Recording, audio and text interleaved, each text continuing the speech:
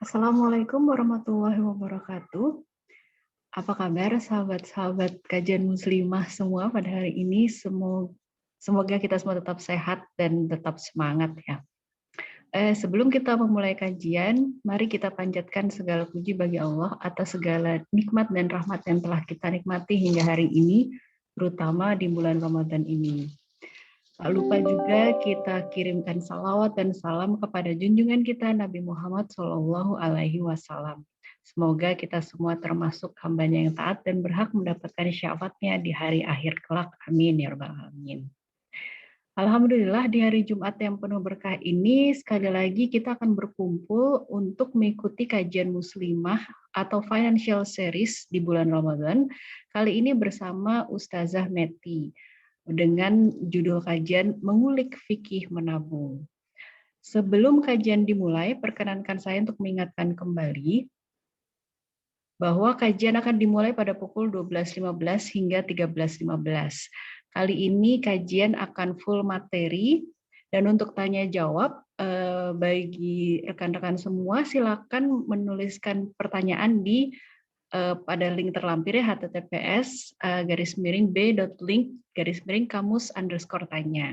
Nanti mungkin akan di-share juga linknya di kolom chat pada Zoom meeting ini. Dan yang kedua, untuk kenceleng dapat dilihat pada layar, kami membuka kesempatan bagi jamaah sekalian untuk berinfak yang dapat disalurkan pada nomor rekening terlampir dan konfirmasi kepada Mbak Firda Roya Hanum. Jadi untuk kenceleng ini masih kita buka, terutama untuk di bulan Ramadan ini untuk dibagikan kepada teman-teman yang membutuhkan. Kemudian yang terakhir, apabila dari teman-teman sekalian ingin mendapatkan informasi terakhir perihal jadwal kajian, itu dapat melihat melalui Instagram kami kamus.atskia, atau dapat juga join ke grup Telegram kami yaitu t.mi/kamus_atskia. Ya, selanjutnya adalah pengumuman perihal kompetisi yang kami lakukan selama bulan Ramadan ini, selama financial series ini, yaitu yang pertama adalah untuk pertanyaan terbaik. Jadi jangan lupa untuk menuliskan pertanyaan dari teman-teman sekalian ya, di mana tersedia hadiah menarik untuk total 6 pemenang setiap pekannya. Dan yang kedua adalah untuk resume kajian terbaik, di mana teman-teman dihimbau untuk mengkreasikan resume kajian Ramadan selama financial series ini, yaitu tanggal 16, 23, dan 31 April dalam kata-kata sendiri. Caranya, jangan lupa diposting di IG, tag @kamus.atskia, dan berikan hashtag resume Ramadan Atskia dan hashtag Ramadan Atskia 1422 atau Hijriyah. Batas pengumpulannya adalah setiap hari Kamis pekan berikutnya. Demikian pengumuman yang dapat saya sampaikan. Mari kita mulai dengan basmalah agar ilmu yang kita dapatkan dapat kita telah dengan baik dan dapat kita amalkan.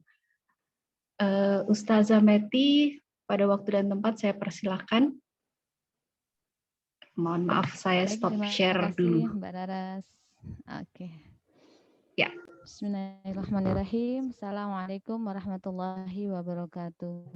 Waalaikumsalam warahmatullahi wabarakatuh. Alhamdulillahirabbil alamin wa bihi nasta'in wa ala umuri dunya waddin wassalatu wassalamu ala asyrafil anbiya'i wal mursalin sayyidina Muhammadin wa ala alihi wa ashabihi wa ummatihi ajma'in amma ba'du. Alhamdulillah Rabbil alamin, puji syukur kehadirat Allah pada bulan yang mulia ini bisa dikatakan sebagai penghulunya bulan-bulan di dalam Islam ya. Bulan Ramadan bulan lipat gandakan pahala dan dihapuskan dosa-dosa. Masya Allah, kita bisa jumpa lagi yang kesekian kalinya. Kali ini kita akan bahas satu tema yang relatif sangat penting ya. Kalau tadi Mbak Raras bilangnya mengulik tentang fikih menabung ya. Tetapi memang karena pembicaraan saya di awal dengan Mbak Febri itu kita pengen ngeboyong gitu ya kajian-kajian di kelas finansialnya Bengkel dia di kesini karena mungkin teman-teman juga beberapa banyak yang kesulitan secara waktu dan sebagainya untuk bisa mengikuti intensif ke sana. Dan beberapa tema yang saya bawakan di Bengkel Diri saya bawa ke sini salah satunya adalah fikih menabung. Tapi sebenarnya urutannya tidak hanya menabung. Nanti kita akan bahas mulai dari fikih tentang utang, menabung sampai kepada zakat, zakat mal dan seterusnya. Baik, izinkan saya untuk share screen ya, Mbak Raras. Oke, ini sudah bisa. Sudah bisa ya? Ya, sebentar nih, tapi ini saya naikkan dulu. Hmm?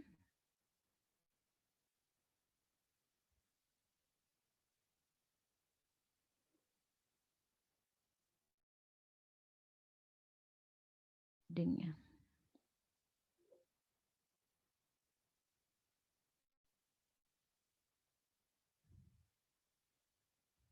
Hmm?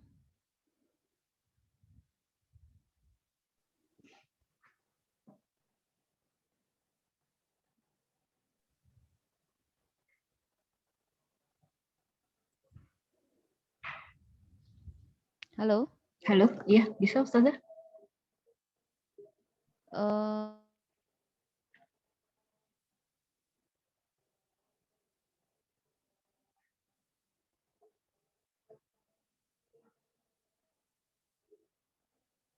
Ya, halo.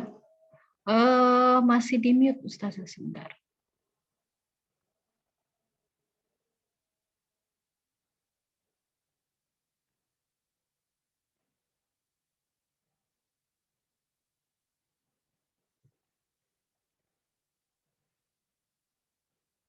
Ustazah masih termute.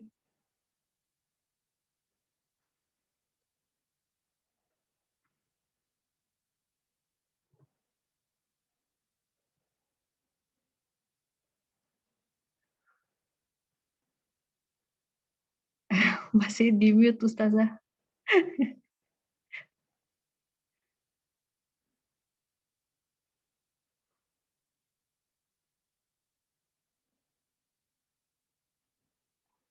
Baik, sepertinya ada alas Mas. Oh, Ustazah keluar. Ada sedikit trouble dengan koneksi mungkin dari Ustazah. Sementara kita tunggu sebentar.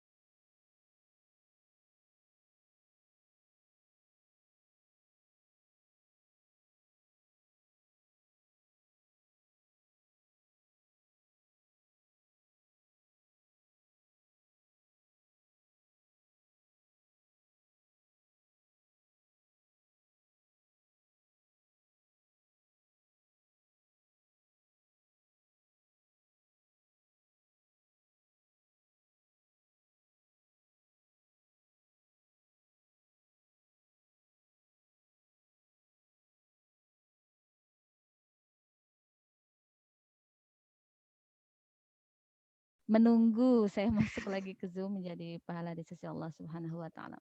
Baik, seperti yang saya katakan ini adalah materi yang saya bawakan di kelas intensif finansial Mengkaliri. Jadi nanti kalau teman-teman mau ikut lomba resum, mohon tidak men-share bentuk PPT aslinya ya, tetapi dalam bentuk resum dan sudah diparafrase. Oke, silakan dilanjutin Mbak Raras.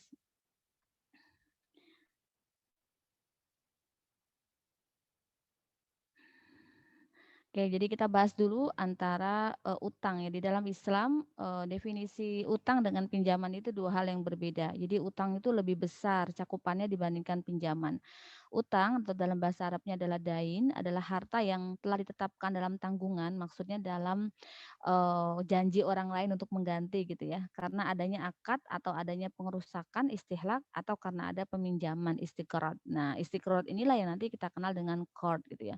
Jadi kalau utang itu nanti bentuknya tidak hanya pinjaman berupa uang, tapi juga misalnya teman-teman jual beli barang secara kredit itu juga akan menimbulkan utang. Nah, nama utangnya bukan qard tetapi dain kalau di dalam Islam begitu ya.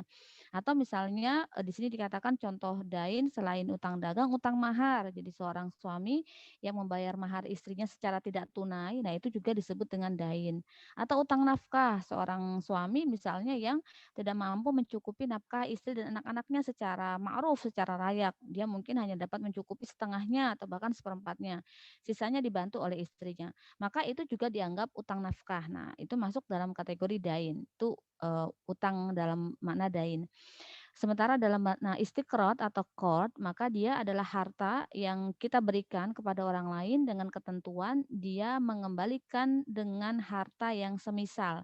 Jadi kalau pinjamnya uang, ya ngembaliinnya uang. Kalau pinjamnya emas, ngembaliinnya emas. Kalau pinjamnya garam, mengembalikannya garam. Kalau pinjamnya apalagi ya, sesuatu yang memang dipakai gitu ya, bukan dipakai dalam makna dikonsumsi, maka dia akan dikembalikan dalam bentuk yang sama seperti itu. Berikutnya Mbak Raras.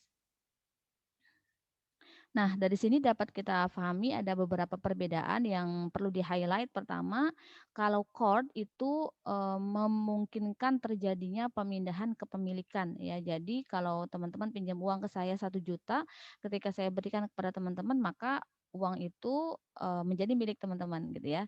1 juta itu berarti berpindah kepemilikan dari saya kepada teman-teman semua. Dan dikembalikan dengan barang yang semisal. Jadi bukan berarti uang 1 juta itu harus uang yang sama yang dulu pernah saya kasihkan, tetapi yang dimaksud adalah uang yang senilai dengan yang pernah saya pinjamkan. Sama seperti emas, saya pernah minjeminnya emas 24 karat misalnya, maka teman-teman balikin ke saya juga harus 24 karat. Nggak boleh 22 karat tapi beda gramnya misalnya, nggak boleh seperti itu. Itu karakter dari qard. Sementara ada i'arah ya, i'arah ini tidak terjadi pemindahan kepemilikan. Kenapa tidak terjadi pemindahan kepemilikan? Karena peminjaman pada i'arah biasanya hanya diambil manfaatnya saja. Misalnya pinjam mobil, pinjam motor kan gitu ya. Maka yang dikembalikan adalah zat asalnya. Ya mobil yang sebelumnya kalau pinjam mobil Avanza ya balikinnya Avanza, jangan balikin Fortuner. Ada nggak yang kayak gitu? Misalnya seperti itu gitu ya. Jadi zat asalnya yang dikembalikan. Kecuali misalnya ada cacat atau ada apapun yang membuat tidak bisa dikembalikan sesuai dengan zat asalnya, maka dikembalikan dengan yang semisal dengannya. Tapi itu kondisi-kondisi yang tertentu ya sifatnya, kondisi-kondisi yang customize. Ya, berikutnya. Nah, dari itu tadi perbedaan antara qard dengan i'arah. Nah, perbedaan antara dain dengan qard. Kalau dain itu hukumnya mubah. Jadi kalau teman-teman ada yang nyambi nih jualan gitu ya, kalau online makanya nggak mungkin diutang ya, kecuali sekarang ada Shopee Pay Later atau ada yang lain lah misalnya, maka hukum kita mengkreditkan barang kepada orang lain tuh mubah. Beda sama qard. Kalau minjemin ke orang dengan konsekuensi terjadinya pemindahan kepemilikan, maka hukumnya sunnah ya, bukan mubah. Dan yang kedua adalah konsekuensi hukumnya berbeda antara dain dengan qard. Kalau pada dain misalnya utang nafkah ya, jadi suami tidak memberikan sesuai dengan kema'rufan di dalam nafkah, maka ada 3 konsekuensi. Istri bisa tanazul hak, artinya melepaskan haknya untuk mendapatkan nafkah secara sempurna dan memaafkan. Memaafkan tidak berarti tidak ngungkit, tidak minta diganti. Atau yang kedua, istri menganggapnya sebagai utang ya, atau yang ketiga istri minta cerai. Nah, itu boleh di dalam Islam. Kenapa? Karena nafkah adalah haknya istri dan kewajiban suami. Sehingga konsekuensi dari utang nafkah sampai kepada perceraian begitu. Yang ketiga, misalnya terjadi perbedaan juga pada hukum barang jaminan ya atau gadai karena utang dagang. Jadi kalau kita mengkreditkan kepada seseorang, tapi kita merasa belum terlalu percaya kepada dia, lalu kita bilang, saya mau kreditin mobil saya nih ke kamu, tapi kamu harus ngasih jaminan. Jaminannya adalah motor, misalnya gitu ya. Motornya ditinggal di rumah kita. Maka jaminan atas utang yang muncul karena dain, ya, karena utang dagang, barang jaminannya itu boleh dipakai oleh pihak yang menerima jaminan selama mendapat persetujuan dari si pemilik barang atau si pemberi jaminan. Nah, ini berbeda dengan qard. Pada qard, kalau yang kita pinjamkan uang, lalu kita meminta seseorang untuk menjaminkan barangnya kepada kita, misalnya motor tadi, beda ya, tadi motornya dipinjamkan, digadaikan gara-gara punya utang dagang, yang satunya lagi motornya dijaminkan karena punya utang uang. Maka motor ini walaupun dengan seizin si pemilik barang tetap tidak boleh dimanfaatkan. Nanti jatuhnya riba. Nah, inilah ada perbedaan antara kalau akadnya dain atau utangnya muncul karena dain dalam cakupan dain dan utangnya muncul karena qard. Jadi perbedaan pada barang jaminan yang mungkin disertakan pada utang tersebut. Kurang lebih seperti itu. Berikutnya. Nah, hukum dain diambil dari surah Al-Baqarah ayat 282. A'udzubillahi minasyaitonirrajim. Ya ayyuhalladzina amanu idza tadayantum bidainin ila ajalin musamma faktubuhu. Hai orang-orang yang beriman, jika kamu bermuamalah tidak secara tunai, yaitu dengan utang untuk waktu yang ditentukan, hendaklah kamu menulisnya. Jadi ada muamalah, berarti kan spesifik bersifat umum ya, tidak hanya utang uang, muamalah apapun yang memungkinkan terjadinya utang, maka hendaklah ditulis. Dari sini para ulama lalu menyampaikan atau Sami Suwailim dalam Mauqib Asyariah Al-Islamiyah min Ad-Dain bahwa kita boleh meminjamkan kepada orang dalam bentuk dain atau boleh bertransaksi yang menimbulkan utang dengan 3 syarat. Yang pertama adalah orang yang kita eh, ajak bertransaksi dain ini punya niat mengembalikan. Jadi kalau kita tahu intensi dia tidak akan mengembalikan atau dia terkenal sebagai orang yang selalu ngemplang utang misalnya, maka kita nggak boleh kasih ke dia. Jadi kita pastikan bahwa kamu benar loh ya mau ngembalikin, bukan mau pergi, bahkan kalau ditagih galakan kamu daripada saya misalnya gitu ya. Yang kedua, dia memang kita persangkakan kuat mampu mengembalikan. Misalnya ada orang yang hidupnya terlunta-lunta, tidak bekerja, tidak punya penghasilan tambahan, dia pinjam ke kita. Yang kita tahu jangankan untuk mengembalikan hutang, untuk hidup sehari-harinya saja dalam kebutuhan pokoknya dia nggak bisa penuhi. Maka kita bisa pastikan dia tidak bisa mengembalikan utangnya atau dainnya. Nah, yang seperti ini nggak boleh dipinjemin. Kalau memungkinkan ya diberikan, karena itu malah akan menyulitkan dia di akhirat nanti dan akan membuat hati kita juga sulit di dunia karena kita punya ekspektasi akan dikembalikan harta kita ternyata enggak kan gitu ya. Dan yang ketiga tentu saja untuk perkara-perkara yang halal ya, tidak boleh minjemin dalam rangka untuk DP KPR rumah di bank yang ada ribanya dan seterusnya. Misalnya begitu. Berikutnya. Nah, dari 3 hal itu ya, berniat mengembalikan, maka dalam hadis riwayat Bukhari disampaikan barang siapa mengambil harta milik manusia sedang dia berkehendak untuk melunasinya, maka Allah akan menolong dia melunasinya. Barang siapa mengambil harta milik manusia sedang dia berkehendak untuk menghabiskan harta itu, maka Allah akan menghancurkan orang itu. Jadi memang harus ada kepastian dari si orang tadi bahwa dia harus mengembalikan utang tadi, ada niat untuk mengembalikan. Dalam hadis ini dikatakan begitu. Kalau dia minjem tapi dia udah niat ngemplang sejak awal, maka dia berdosa. Yang kedua, mampu mengembalikan. Kenapa harus kita pertimbangkan dia mampu mengembalikan? Karena banyak sekali dalil-dalil yang memberikan celaan kepada orang yang masih punya utang kalau dia sudah meninggal. Bahkan orang yang mati syahid saja dia akan tidak bisa langsung masuk surga selama dia masih punya utang gitu ya. Dari Abdullah bin Amr bin Al-As bahwa Nabi Shallallahu Alaihi Wasallam bersabda akan diampuni orang yang mati syahid setiap dosanya kecuali utang. Dari Muhammad bin Jahsy dia berkata Rasulullah Shallallahu Alaihi Wasallam bersabda kalau saja seseorang terbunuh di jalan Allah, lalu dia dihidupkan lagi di hari kiamat, sedang dia masih punya utang, maka dia tidak akan masuk surga sebelum utang dilunasi. Maka seringkali, atau kalau dalam bahasan fikih waris ya, kelas saya di Muamalah Muslimah, jadi teman-teman bisa ikut, ada pembahasan bahwa harta waris itu pertama kali harus digunakan untuk melakukan pengurusan mayit. Yang kedua adalah untuk melunasi hutang mayit. Nah, yang ketiga untuk memenuhi wasiatnya. Sehingga utang mayit itu bisa dilunasi dari harta warisnya. Kalau tidak cukup, maka itu terserah ahli waris apakah akan membantu mayit dengan melunasinya atau tidak. Karena sebenarnya itu adalah tanggung jawab si mayit dan tanggung jawab ahli waris adalah sebatas harta waris yang ditinggalkan oleh si mayit tadi. Itu ya. Yang ketiga, untuk perkara halal tentu saja sesungguhnya Allah tetap menolong orang-orang yang berutang hingga dia melunasi utangnya selama utangnya itu pada apa-apa yang tidak dilarang oleh Allah Subhanahu wa taala. Maksudnya menolong itu ya Allah akan membantu kita melunasinya selama tujuan kita memang betul-betul untuk perkara halal dan berniat melunasi. Saya punya banyak banget kasus yang didiskusikan ke saya di mana mereka orang-orang yang gali lubang tutup lubang, punya utang sampai banyak sekali, hidupnya sangat kacau dan mereka tidak tahu harus memperbaiki dari mana karena tidak mau memperbaiki way of life-nya gitu. Jadi pola hidupnya, visi misi hidupnya. Selama mereka berkubang dengan riba, nggak kapok untuk tidak mawas diri dengan pola finansialnya gitu, mereka akan terus terjatuh pada pola utang yang sama gitu. Dilanjutkan Mbak Laras. Nah, hukum pinjaman beda dengan dain ya. Ini hukumnya mandub atau sunnah. Bahkan dalam hadis riwayat Ibnu Hibban dikatakan, tidaklah seorang muslim memberi pinjaman kepada muslim yang lain sebanyak 2 kali, kecuali hal itu sedekah 1 kali. Masya Allah ya. Padahal kita dapat pengembalian uang, tapi oleh Allah Subhanahu wa Ta'ala dihitung sebagai sedekah.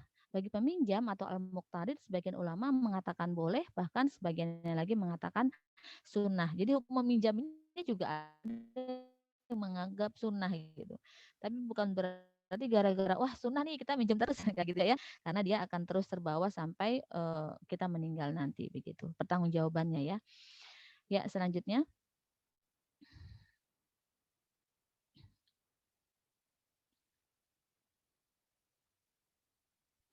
Nah, apa ketentuan dalam qard pertama tadi ya setelah terjadi akad qard ada pemindahan kepemilikan akan barang atau harta tersebut.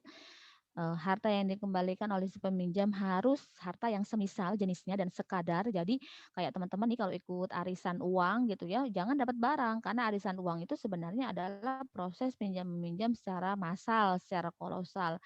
Berarti yang dipinjamkan kan uang, maka ya dapatnya harus uang. Kalau kita memang pengen banget dapat barang itu atau ada penyelenggara yang punya barang yang bagus, maka itu dikasih opsi saja.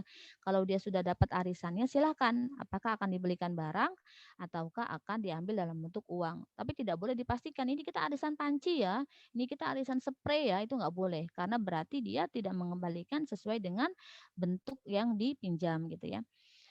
Tidak boleh menambahkan, apapun pada pinjam meminjam karena itu akan masuk kategori riba, baik ditulis maupun tidak, baik bersifat ikhlas, maksudnya seikhlasnya maupun tidak. Tetap itu akan riba, nasiah gitu ya. Dan yang keempat, tidak boleh memberi pinjaman menerima hadiah atau manfaat apapun dari qard yang diberikan ya. Dalam hadis riwayat Ibnu Majah disampaikan jika salah seorang di antara kalian memberikan pinjaman lalu diberi hadiah atau dinaikkan ke atas tunggangan maka jangan menerimanya kecuali hal itu sudah biasa terjadi antara peminjam dan yang memberi pinjaman sebelumnya. Jadi misalnya antara adik dan kakak, antara rekan kerja yang biasa saling memberi hadiah, lalu kita pinjam uang ke dia sambil kita bawa panganan sana karena kita memang sering memberi hadiah kepada dia. Tetapi kita baru kenal atau hubungannya nggak terlalu dekat, minjem, tiba-tiba sebagai ucapan terima kasih misalnya kita tambahkan sesuatu, nah itu nggak boleh. Itu berarti dia merupakan benefit atas pinjaman yang diberikan dan itu masuk kategori riba nasiah. Baik, berikutnya.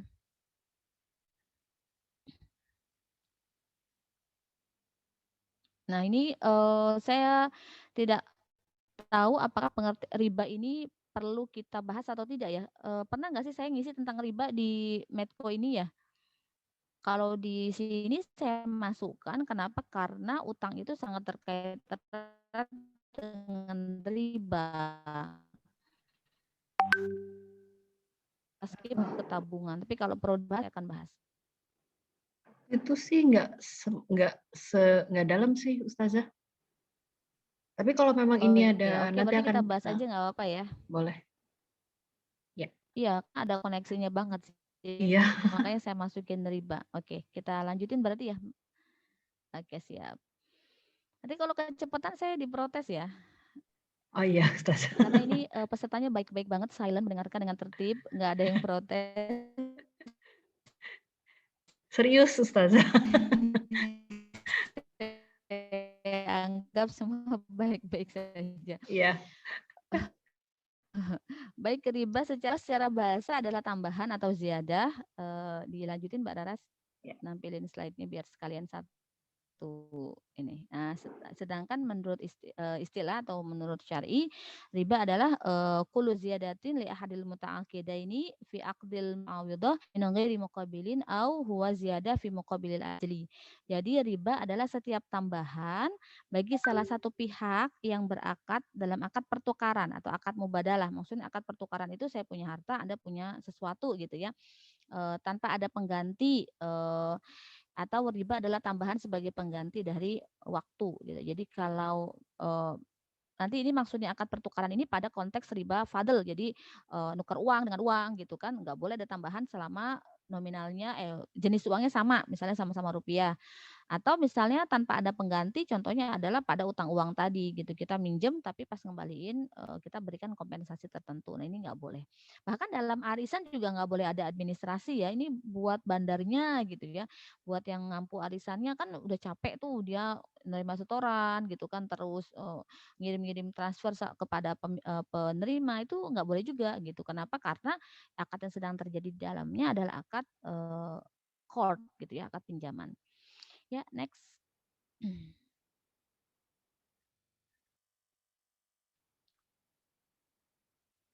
Nah, di dalam surah Al-Baqarah ayat 275, riba masuk kategori dosa besar. Oke. Dan di dalam hadis ya, hadis riwayat Bukhari bahwa ada 7 dosa besar dan riba masuk kategori salah satunya. Jadi ini adalah dosa yang berkelas ya. Nauzubillah min dzalik. Jadi kenapa? Karena orang-orang yang melakukannya tidak merasa mereka sedang berdosa. Kalau membunuh, kalau syirik, kalau memakan harta anak yatim ada perasaan malu. Tetapi kenapa banyak banget orang yang makan riba, terlibat dalam transaksi-transaksi ribawi, tapi mereka merasa nggak ada masalah gitu, atau rumah tangganya baik-baik saja, kehidupannya baik-baik aja. Nah ini ujian gitu ya, sangat mungkin ini adalah bentuk istidraj atau pembiaran Allah atas maksiat yang dilakukan hamba, kelak akan dibalas dengan balasan yang lebih buruk gitu ya. Gitu. Diteruskan. Nah, setelah ini kita bahas jenis-jenis riba ya. Riba ada 2, ada riba fadl, yaitu riba yang terjadi pada pertukaran atau mubadalah barang ribawi. Jadi ini hanya mungkin terjadi pada barang-barang ribawi. Apa saja itu? Az-zahabu bil-zahabi, wal fiddatu bil-fiddati, wal birru bil-birri, wasyairu bisyairi, dan seterusnya. Emas ditukar dengan emas, perak dengan perak, gandum dengan gandum, jewawut dengan jewawut. Jewawut itu sekarang udah jadi makanan burung, jadi mirip beras gitu ya, kayak biji-bijian gitu. Kurma dengan kurma, garam dengan garam, harus sama takarannya. Mislan bimislin, sawaan bisawain. Jadi sama takarannya, sama kualitasnya. Dan harus dilakukan dengan kontan, yadan biadin, dari tangan ke tangan. Jadi ada proses serah terima secara kontan. Maka nggak bisa barang-barang ini dibeli secara online. Kecuali nanti ada beberapa kasus seperti kurma ya, nanti ada apa namanya pembahasan tambahannya karena memang ada dalil spesifiknya tentang itu. Tapi secara umum barang-barang ini semua berarti harus ada serah terima secara tunai, berarti cash and carry, nggak bisa yang apa namanya ditransfer uangnya sekarang, barangnya datang belakangan tuh nggak boleh. Nah, jika berbeda jenisnya, berarti misalnya kita beli apa namanya emas pakai uang gitu ya, maka jualnya sesukamu asal dilakukan secara kontan. Nah, sekarang banyak banget di apa tuh yang jual Antam ya, itu kan mereka sekarang sistem jual belinya online. Jadi kita masukin uangnya duluan, baru di hari yang ditentukan kita ngambil barangnya. Nah, itu masuk kategori riba fadl, nggak boleh. Harus ada serah terima uang dan barang secara langsung di majelis akad. Jadi kita serahin uangnya, kita dapetin barangnya. Nggak boleh uangnya kita transfer kemarin, barangnya baru kita ambil hari ini. Itu masuk kategori riba fadl. Atau misalnya teman-teman gini nih, apa namanya beli emas gitu ya, custom, diukir-ukir gitu ya emasnya, itu juga nggak boleh karena berarti saat kita membayar emasnya belum kita dapetin gitu. Maka lebih baik kita beli emasnya dulu, udah kita pegang, lalu kita minta orang untuk mengukirnya. Jadi kita akhirnya membayar jasa ukir emasnya, bukan proses transaksi jual beli emasnya. Karena kalau jual beli emasnya, emasnya memang harus kita pegang, harus kita ambil, bukan nungguin dia diukir dulu, uangnya belakangan, itu nggak boleh. Uangnya duluan, emasnya belakangan, itu nggak boleh. Banyak banget ya orang mau nikah kan custom tuh, kadang suka minta ditulis nama, tulis tanggal, terus ikon apa. Nah, itu selamat adilai dari Bafadel. Yang kedua adalah riba nasiah, yaitu riba pada utang piutang. Nah, ini yang tadi saya sebutkan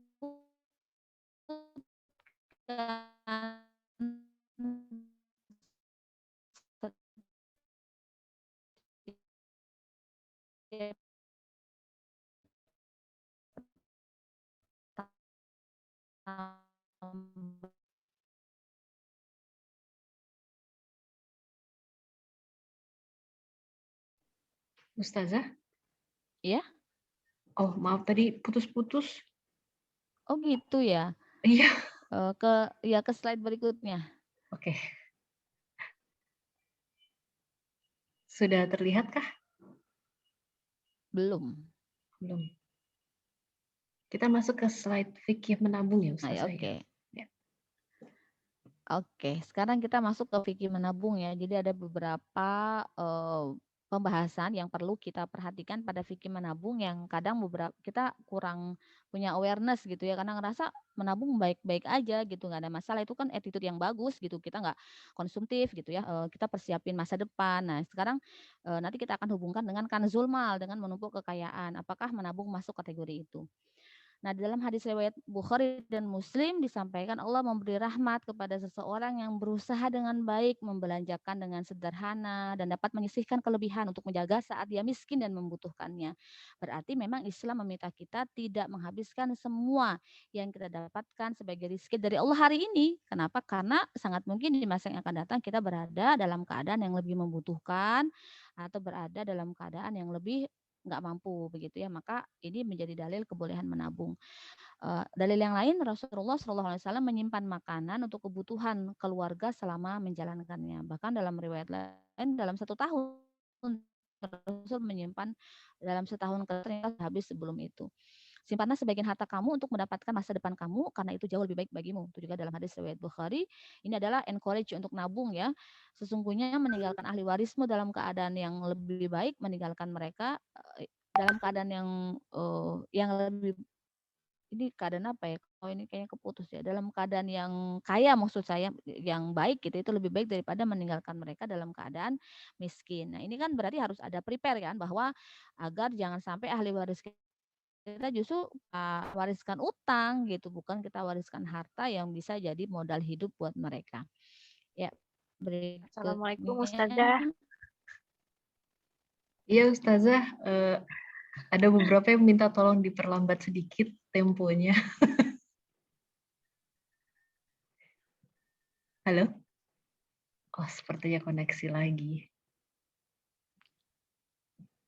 Nah, soal gimana? Bisa dilanjut? Iya, bisa. Oke, oke. Sekarang kita ke next slide. Ya. Nah, mari kita bedakan antara menabung, ihtikar, dan kanzul mal. Kita kenalan ya. Pertama, apa sih menabung itu? Jadi menabung itu adalah menyimpan harta diniatkan untuk hajat di masa yang akan datang, di masa depan ya. Berarti uangnya kita delay penggunaannya untuk sesuatu yang kita sudah proyeksikan. Ada tujuan-tujuan finansial yang kita inginkan untuk kita capai, yang membutuhkan dana besar misalnya yang nggak mungkin kita bisa penuhi sekarang, maka kita lakukan tabungan. Entah itu tabungan haji, tabungan mau bikin rumah, tabungan beli kendaraan, tabungan berlibur gitu ya dan sebagainya. Nah, tetapi Islam menginginkan agar hajatnya itu bukan dalam waktu yang tidak terlalu lama. Kenapa? Karena nanti ada hadis gitu, misalnya sampai kita mau nabung untuk 50 tahun yang akan datang gitu, atau nanti menabung kan sekarang musim gempa nih, kalau nanti gempa rumah hancur, kendaraan hancur, nggak punya apa-apa gitu. Jadi kita udah membayangkan sesuatu yang buruk-buruk sehingga kita merasa butuh prepare gitu. Nah itu dalam Islam nggak boleh. Kenapa? Karena itu mengada-ada gitu. Itu berangan-angan. Maka Islam meminta kita mengantisipasi sesuatu yang memang rasional dan realistis, bukan yang terlalu futuristik yang membuat sebenarnya dia belum tentu kejadian seperti itu. Di sini dikatakan dulu harta Bani Nadir termasuk apa yang diberikan oleh Allah kepada Rasulnya, termasuk harta yang tidak diperoleh oleh kaum muslimin dengan kuda atau pasukan. Maka itu adalah untuk Nabi SAW secara khusus dan beliau membelanjakannya kepada keluarga beliau sebagai nafkah 1 tahun. Dan yang tersisa beliau jadikan untuk membeli kuda dan senjata sebagai persiapan jihad fisabilillah. Jadi Rasulullah SAW menyimpan harta untuk proyeksi 1 tahun ke depan, begitu ya. Rasulullah menyisihkan untuk 1 tahun, tetapi beliau belanjakan untuk kebaikan dan habis sebelum 1 tahun. Nah, ini adalah syarah dari hadis yang di atasnya, begitu. Itu menabung. Jadi boleh untuk hajat tertentu, tetapi Islam meminta tidak terlalu lama. Tidak terlalu lama itu ukurannya apa? Nah, mari kita pahami dulu apa itu ihtikar dan kanzul mal agar kita bisa membedakannya. Yang kedua adalah ihtikar. Apa itu ihtikar? Ihtikar itu adalah penimbunan.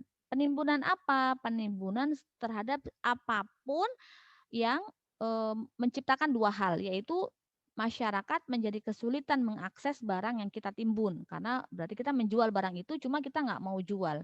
Yang kedua, penimbunan memang diniatkan untuk membuat harga naik sehingga kita mendapatkan margin yang lebih tinggi. Maka itu masuk dalam kategori ihtikar, bisa mencakup makanan atau non makanan.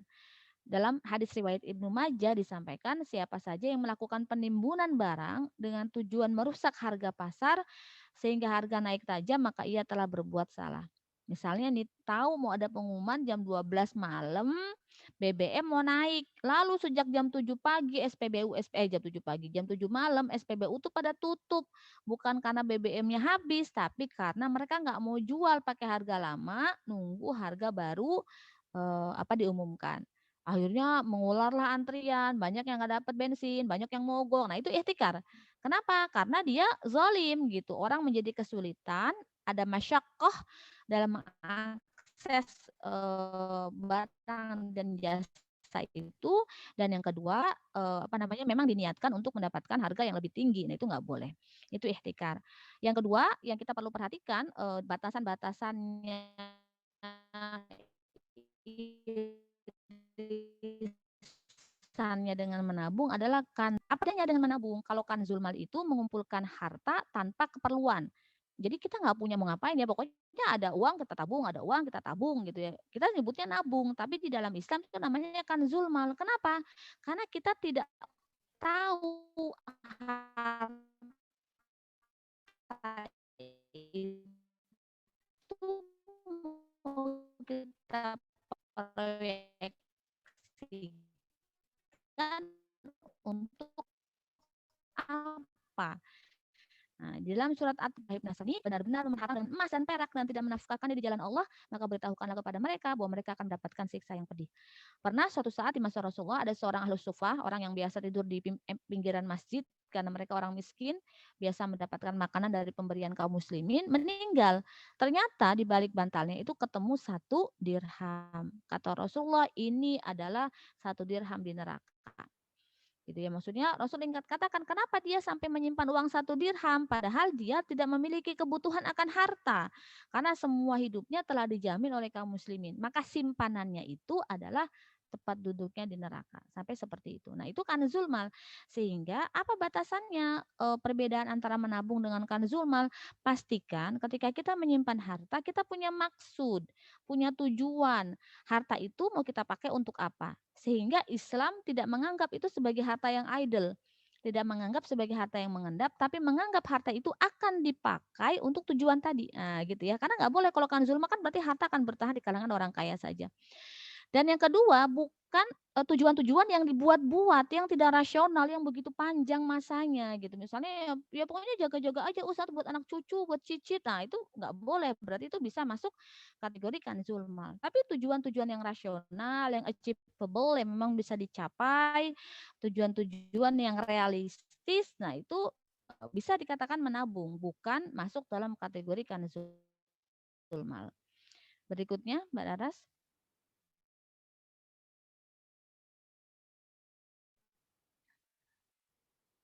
Nah, menabung yang terlarang adalah mengumpulkan harta untuk jaga-jaga terjadinya gempa sehingga rumahnya hancur dan dia ingin membangun kembali rumahnya ketika itu terjadi. Mengumpulkan harta sedikit demi sedikit dengan alasan ini nafkah 20 tahun ke depan. Nah, ini proyeksi-proyeksi yang tulul amal gitu, panjang angan-angan. Ya gempa itu mungkin terjadi, tapi kan belum tentu juga menghancurkan rumah kita. Ini bentuk skeptisme ya. Jadi bentuk itu yang kedua nafkah 20 tahun ke depan. Jadi kita hidupnya sekarang tapi untuk next 20 years gitu kita udah nyiapin juga gitu. Dan ini di dalam pandangan Islam tidak tepat. Kenapa? Karena belum tentu itu dibutuhkan dan belum tentu juga kita hidup sampai masa 20 tahun ke depan. Jadi ini menurut pendapat lama ya, sayang saya lupa untuk masukin ini dalam kitab. Ini ada pembahasannya. Hajat itu juga nggak dianggap sebagai kanzul mal karena hajat yang dibuat-buat, bukan hajat yang realistis begitu. Nanti ada yang bertanya, Ustazah bagaimana dengan uang pensiun gitu? Bukan uang pensiun itu juga dikumpulkan dalam jangka yang panjang. Maka saran saya ketika kita bicara dari itu ya, nanti kalau saya nggak kerja saya harus punya tabungan. Nggak cuma gitu. Bahkan saran saya sebaiknya uang itu tidak dikumpulkan begitu saja, tetapi dikelola menjadi sebuah usaha sehingga uangnya itu bisa muter. Jadi sebagian kecilnya saja yang ditabung. Wah, berarti kita nggak ini dong, apa namanya, nggak punya persediaan dong gitu ya untuk untuk hidup di hari tua, enggak juga. Islam membolehkan itu tetap. Suara saya putus-putus ya? Iya, agak. Sebentar. Saya mau cek punya saya masih. Oh, apa saya perlu pindah ke WiFi lagi ya? Ini saya pakai HP soalnya tadi kan di waktu pakai WiFi agak langsung keluar gitu. Mau saya pindah lagi ke ini? Baik, Ustazah, kita coba aja kali ya. Kita lanjut aja dulu kali ya. Lanjut ya. Okay. Gimana Mbak Raras? Boleh. Oke, kita lanjut dulu ya. Saya ngomongnya pelan-pelan. Ini next ya, Ustazah? Iya, betul. Oke. Ya. Nah, itu tadi menabung ya. Sekarang kita masuk ke zakat ya. Ini agak panjang bahas tentang zakat. Sepertinya kita perlu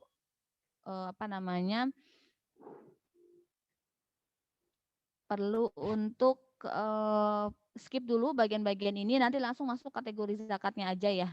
Oke. Oke, ini nanti bisa teman-teman pelajari sendiri. Kita langsung masuk ke apa itu zakat? Ya. Oke. Mungkin tadi ada yang rekomendasi juga kalau misalkan terlalu berat dimatiin aja videonya dulu kali, Ustazah. Oh iya, oke, benar-benar nggak kepikir oleh saya. Oke, siap. Oke, saya lihat slide aja ya, karena nggak penting juga sih lihat wajah saya ya. Ya, jadi zakat itu secara bahasa artinya adalah anama ya, tumbuh dan at-tazhir atau pembersihan. Makna syar'inya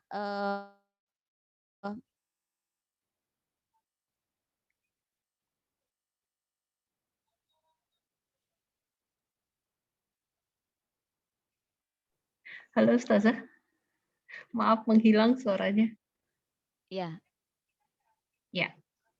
Iya, sebentar ini ada yang nelpon. Oke.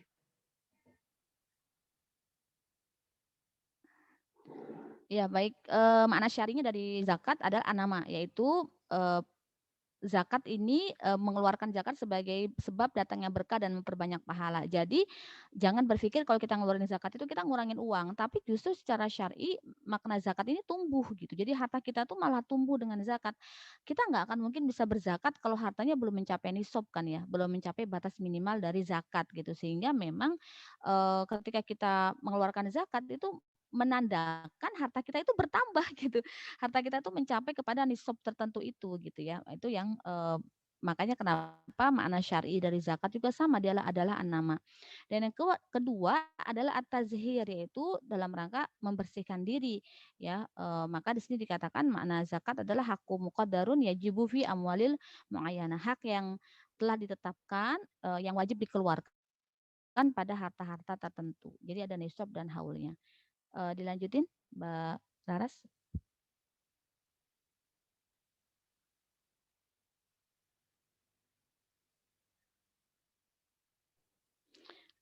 Next aja ya, zakat adalah ibadah. Jadi ada sebagian orang yang karena merasa eman-eman sama hartanya, ini kan aku yang aku yang usahain gitu ya, kok kenapa orang lain yang menikmati. Saya punya banyak, bahkan Ummu Balkis juga pernah cerita, banyak rekan-rekan pengusaha yang dia tahu gitu ya, yang dia kenal merasa enggan gitu mengeluarkan zakat karena merasa itu semacam bentuk menikmati hasil kerja orang lain yang tanpa usaha gitu ya, gampangnya seperti itu. Padahal zakat ini adalah sesuatu yang disyariatkan Allah gitu. Bahkan kita ingat ada kisah seorang sahabat Nabi yang dulu sangat miskin, gitu ya, Sa'labah ya, dulu sangat miskin, minta bahkan kalau sholat itu sampai harus bergantian sarung sholatnya dengan istrinya, maka dia nggak pernah bisa lama-lama sholat di masjid.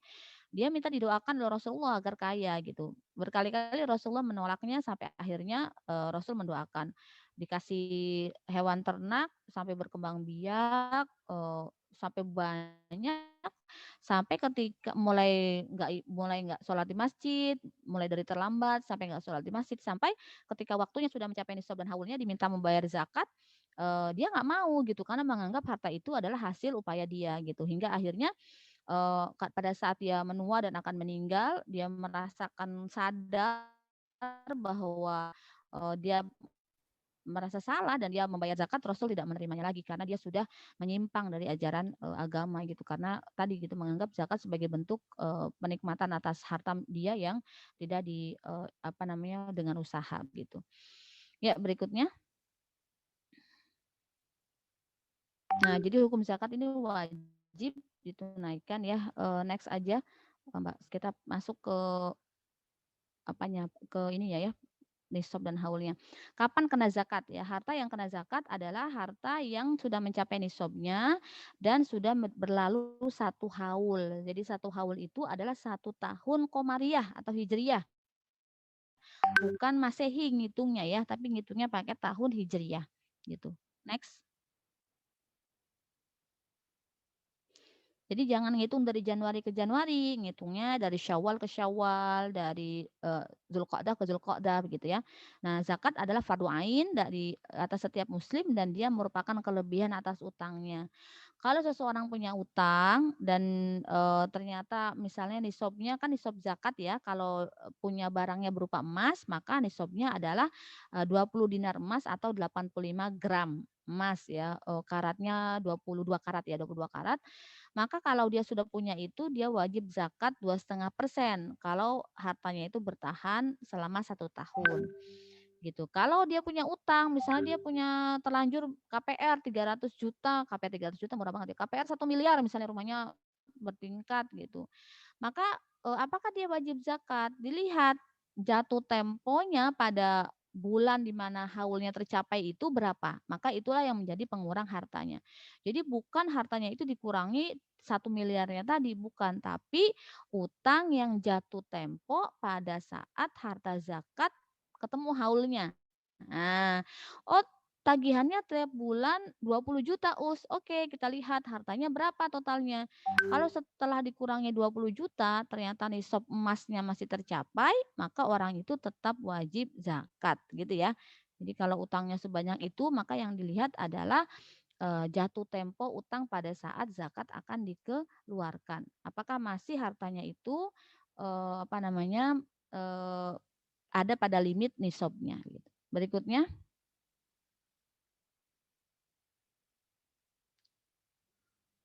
Mbak Raras berikutnya. Nah, zakat juga wajib atas harta anak kecil dan orang gila. Ini khususnya untuk zakat fitrah ya. Jadi kalau zakat fitrah, siapa saja yang masih punya kelebihan barang kebutuhan pokok untuk besok hari, maka dia tetap wajib zakat fitrah. Jadi muzaki zakat fitrah berbeda dengan muzaki zakat mal ya. Kalau zakat mal kan orang dengan nisab tertentu. Nah, kalau nisabnya zakat fitrah itu adalah orang yang masih punya kebutuhan pokok untuk esok hari, ada kelebihan dari apa yang harus dia makan, maka dia tetap wajib membayar zakat fitrah. Kalau anak kecil dan orang gila, maka yang mengeluarkan adalah orang yang menjadi walinya, ya, yang mengurus mereka. Berikutnya.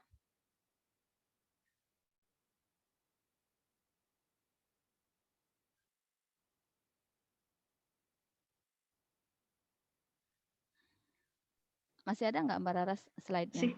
Mestinya ada ya jenis-jenis zakat dan nisabnya ya. Ini masih syarat harta ya, objek syarat, zakat. Ya, ini nanti di next aja ya. Oke. Jadi teman-teman bisa baca sendiri, berasal dari harta yang baik, tentu saja bukan dari harta yang haram. Harta haram tidak ada hak zakatnya dan memang tidak boleh kita miliki juga, sehingga tidak perlu dizakati juga. Berikutnya. Oke.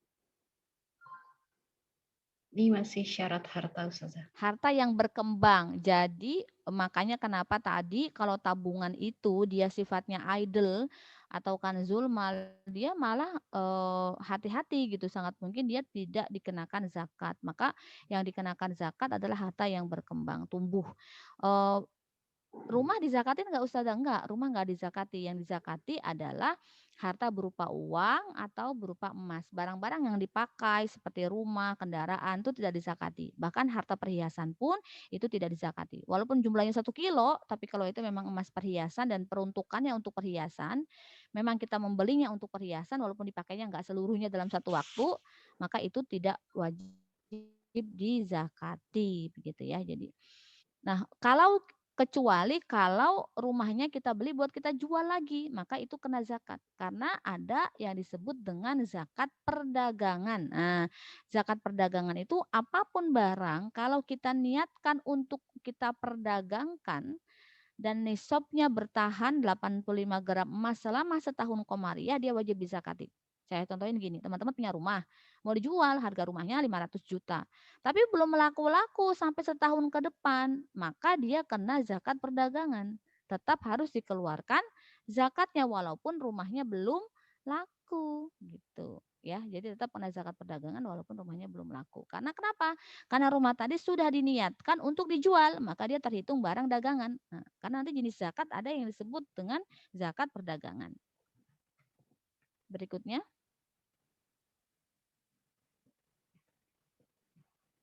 Ya, ini nisabnya tadi ya 85 gram emas, atau kalau teman-teman mau lebih hati-hati menggunakan nisab perak, maka itu 200 dirham perak atau 595 gram perak. Kalau 1 gram perak misalnya 70 ribuan, berarti sekitar berapa tuh? Dikali 597 juta. Kalau punya uang yaitu menggunakan nisab perak, maka kalau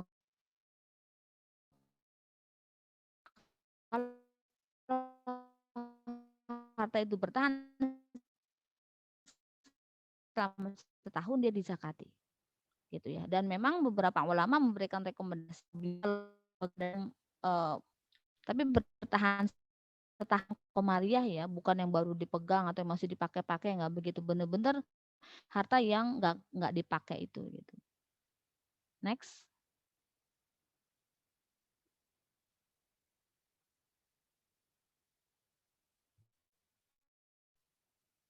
Nah, ini ada zakat hewan ternak ya, zakat emas, perak, dinar, dirham, uang, dan zakat perdagangan. Tapi kalau emas perhiasan tidak dizakati. Berikutnya.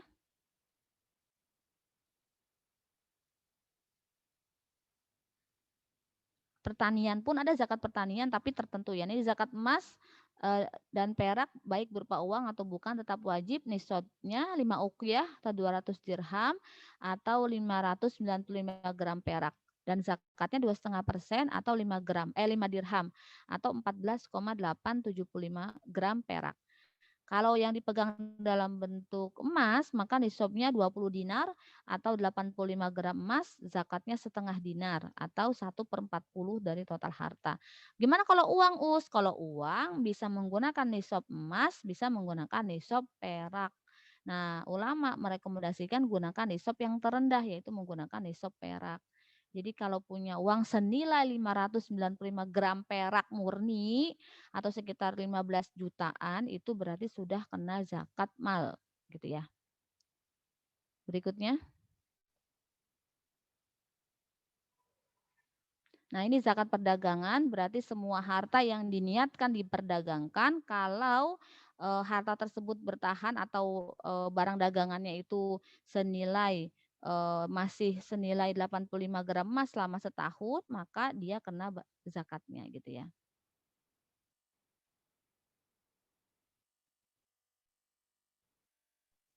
Berikutnya. Next. Masih ada nggak? Udah selesai ya? Ini zakat tinggal utang. 2. Oke.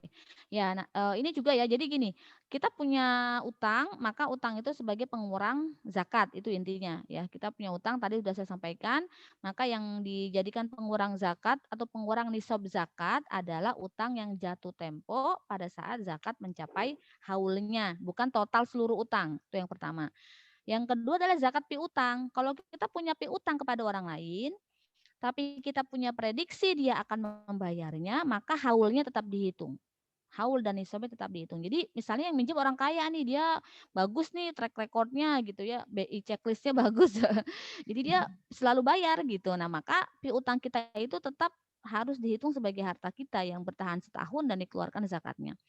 Tapi kalau kita punya piutang, kita nggak tahu orang itu bayar atau nggak tahu juga orang itu punya kemampuan atau enggak, bahkan kita prediksi dia tidak mampu, maka piutang kita tidak dianggap sebagai harta kita karena memang pada faktanya masih di tangan orang sehingga tidak terkena zakatnya. Itu mungkin materi kita kali ini dengan segala ujian dan kendalanya, semoga Allah ridhoi. Saya kembalikan ke Mbak Raras. Baik, terima kasih Ustazah. Ya ini ujiannya ya Masya Allah. Dari tadi sinyal. Baik, saya sudah stop sharing ya. Baik, terima kasih Ustazah untuk kajiannya.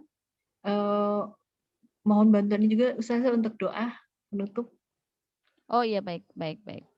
A'udzubillahi minasyaitonirrajim. Bismillahirrahmanirrahim. Kita mulai dengan surah Al-Fatihah. Ala hadhihi niyah wa likulli niyatin shalihah wa ila hadratin Mustafa Al-Fatihah. A'udzubillahi minasyaitonirrajim. Bismillahirrahmanirrahim. Alhamdulillahirabbil alamin. Arrahmanirrahim. Maliki yaumiddin. Iyyaka na'budu wa iyyaka nasta'in. Ihdinas siratal mustaqim. Siratal ladzina an'amta 'alaihim ghairil maghdubi 'alaihim waladdallin.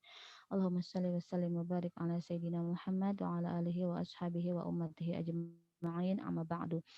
Allahumma inna nas'aluka salamatan fid din wal afiyatan fil jasad wa ziyadatan fil ilmi wa barakatan fil rizqi wa taubatan qablal maut wa rahmatan 'indal maut wa maghfiratan ba'dal maut. Allahumma hawwin 'alaina fi sakaratil maut wan najata minan nar wal 'afwa 'indal hisab. Rabbana taqabbal minna innaka antas sami'ul alim wa tub 'alaina innaka antat tawwabur rahim. Allahumma habna min azwajina wa dhurriyyatina qurrata a'yun waj'alna lil muttaqina imama. Allahumma ighfir lana wa li walidayna wa lil mu'minina yawma yaqumul hisab. Allahumma ighfir lil muslimina wal muslimat, mu'minina wal mu'minat, al ahya'i minhum wal amwat, innaka ya qadiyal hajat. Allahumma akfina bihalalika an haramika wa aghnina bifadlika amman siwaka. Allahumma rizqna halalan tayyiban mubarakan taliban ghairu matlubin wa ghaliban ghairu maglubin. Allahumma hasibna hisaban yasira. Allahumma amanna bima anzalta wa taba'na rasula waktubna ma'asyahidin. Allahumma arinal haqqa haqqa warzuqna tiba'ah wa arinal batila batila warzuqna istinabah. Allahumma inna na'udzubika minal hammi wal huzni wa na'udzubika minal azzi wal kasali wa na'udzubika minal jubni wal bukhli wa na'udzubika min ghalabatid daini wa qahri rijal. Allahumma inna na'udzubika min ilmin la yanfa' wa min qalbin la yakhsha wa min nafsin la tashba' wa min da'watin la yustajabu laha. Allahumma inna nas'aluka ilman nafi'an wa rizqan wasi'an wa amalan wa shifaan min kulli da'in wa saqamin. Allahumma inna nas'aluka ridhaka wal jannah wa na'udzubika min sakhatika wan nar. Allahumma innaka 'afuwun karim tuhibbul 'afwa fa'fu anna. Ya hayyu ya qayyum bi rahmatika astaghitsu an asli sya'ni kullahu wa la takilni ila nafsi tarfata 'ainin abada. Ya Rabbana lakal hamdu wa lakal syukru kama yanbaghi li jalali wajhika wa 'azimi sultanik. Raditu billahi rabba wa bil islami dina wa bi Muhammadin nabiyya wa rasula. Allahumma inna nas'aluka ridhaka wal jannah wa na'udzubika min sakhatika wan nar. Rabbi inni lima anzalta ilayya min khairin faqirun. Rabbana rabbi ishrah li sadri wa yassir li amri wahlul 'uqdatam min lisani yafqahu qawli. Rabbi ij'alni min muqimis salati wa min dzurriyyati Rabbana wa taqabbal du'a. Rabbana atina fid dunya hasanah wa fil akhirati hasanah wa qina adzabannar. Subhana rabbika rabbil 'izzati amma yasifun wa salamun 'alal mursalin walhamdulillahi rabbil alamin. Amin ya rabbal alamin. Al-'afwu minkum. Assalamualaikum warahmatullahi wabarakatuh. Waalaikumsalam warahmatullahi wabarakatuh. Jazakillah khairan Ustazah. Ya, sama-sama Mbak Raras dan teman-teman semua. Mohon maaf dengan kendalanya tadi ya.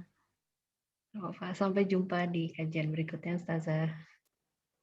Baik, sampai jumpa di Q&A-nya ya. Kan belum ada Q&A-nya nanti di grup ya. Siap. Baik. Oke, siap. Saya pamit juga. Ya. Semua assalamualaikum warahmatullahi wabarakatuh. Waalaikumsalam warahmatullahi wabarakatuh. Saya live ya berarti ya? Iya, silakan Ustazah. Baik, untuk teman-teman, terima kasih atas kehadirannya di kajian kali ini. Jangan lupa untuk menanyakan apabila ada pertanyaan pada link yang sudah dituliskan di kolom chat atau juga di Instagram juga sudah ada. Dan juga tetap mencatat atau membuat resumenya untuk di-post di IG atau dan juga jangan lupa hashtag-nya. Demikian untuk kajian kita kali ini. Terima kasih atas kehadirannya. Sampai jumpa di Financial Series minggu depan. Assalamualaikum warahmatullahi wabarakatuh.